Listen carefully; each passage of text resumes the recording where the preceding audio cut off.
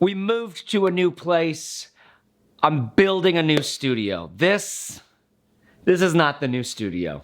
Okay, this is the garage. Do you know how hot it is in Texas? I'm in a garage. I want to show you the new studio. Let's get into it.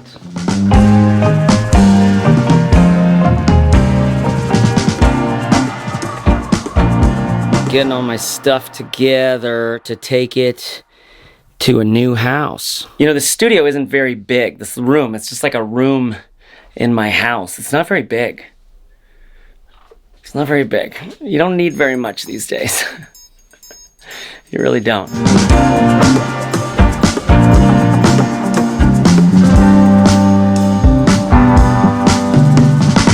This is kind of cool.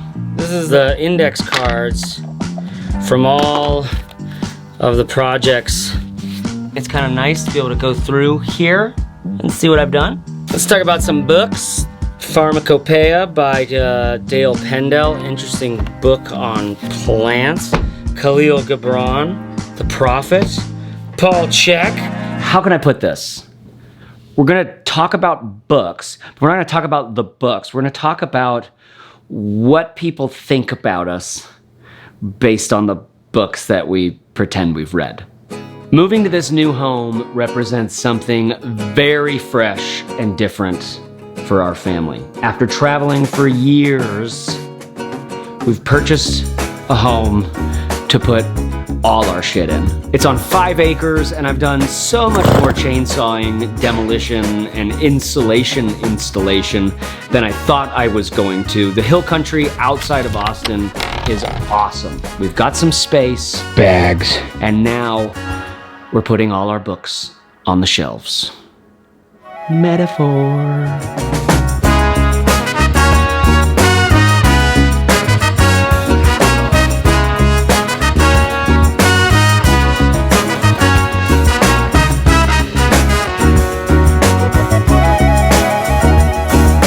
So like the crafty thing, like you get to just twist some screwdrivers and like put something up, and it's, I guess a big benefit is that I get to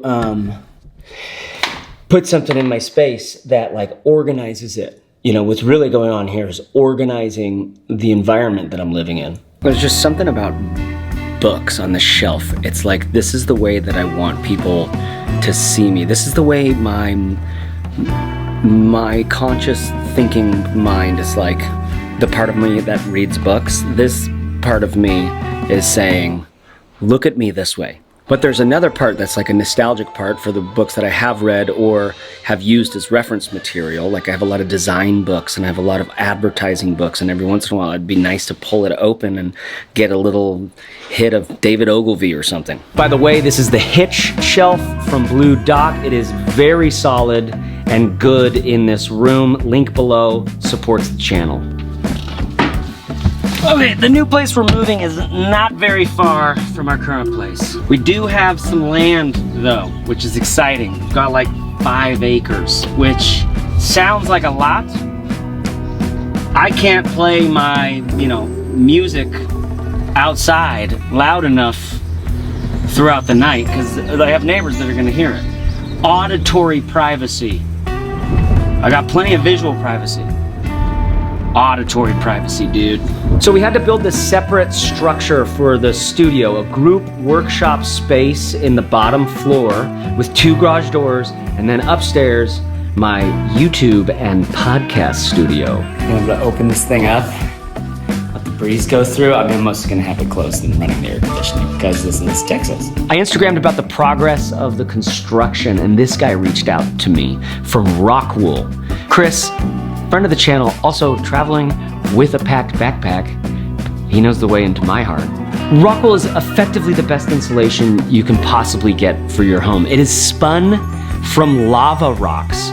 Way better sound isolation qualities, way better fire and flame retardant qualities, much better at dealing with moisture than any standard kinds of insulation. And Rockwool helped out a bunch. They helped a brother out. So let's talk about doing work on your house yourself. one of the things I've been doing some learning on is more efficient, better, high quality building standards. This isn't a passion of mine. It's just when you start looking into making a house that has, for example, a really solid vapor barrier or great insulation, and then you start working with contractors to figure that things just get really expensive really fast. So the question emerges, well, you could do it yourself. I've done a lot of work myself at this house, most of it outdoors, like clearing some trees and cleaning up some limbs. But where this all started for me was in the demolition process. We had a few walls to break out of our house and things, and my wife was like, we can save money if we do this. And I'm like, okay,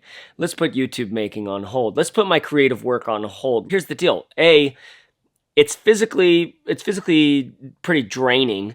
B, it's pretty fulfilling. You get to see like actual things change. You are using your body a lot, so you're gonna need to do some stretching. You're gonna need to have some foam roller, or get like, if you just get real tired and head to the fucking gas station and get a burrito and scarf it down and eat crap and beat the shit out of your body, and you don't like, just tend to yourself. I do hot yoga. That's 60 minutes is all I need to like, we're turning stuff on. And then there's this other thing where like that creative work that I put on hold to do the demolition, for example, it can be kind of hard to jump back into it. But you also get to be the one who's building your space, right? Nobody's going to do a better job than you.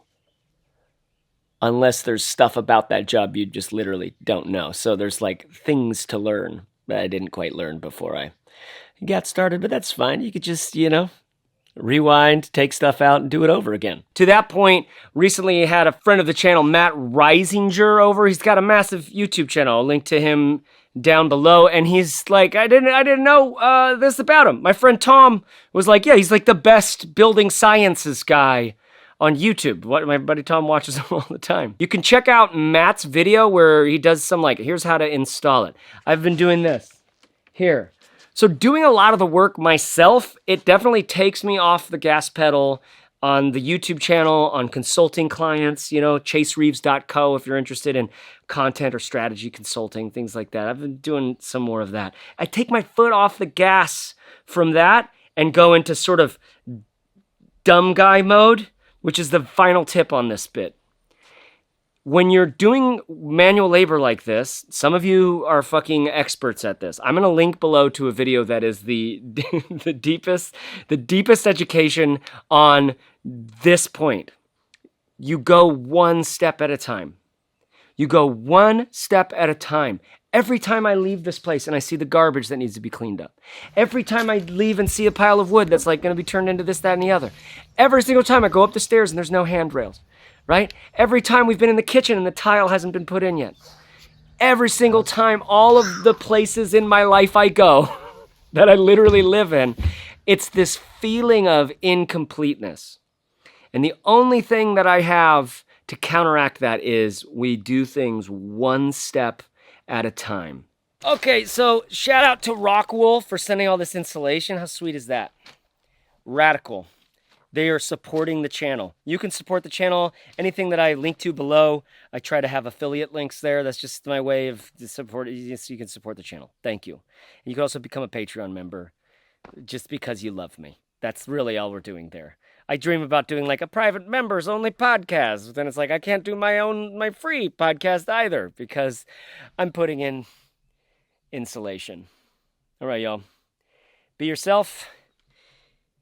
Even if that's the person who's putting in insulation somewhere to save some money, to build something. Build something. Organize your space. You don't have to build a structure. Organize your space. I watch videos on YouTube about tiny Japanese apartments, and I'm like enamored the whole time. Like, ooh, yeah, that would be interesting.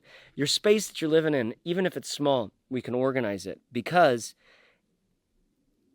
as above, so below. As on the outside, maybe on the inside. Tend to your space.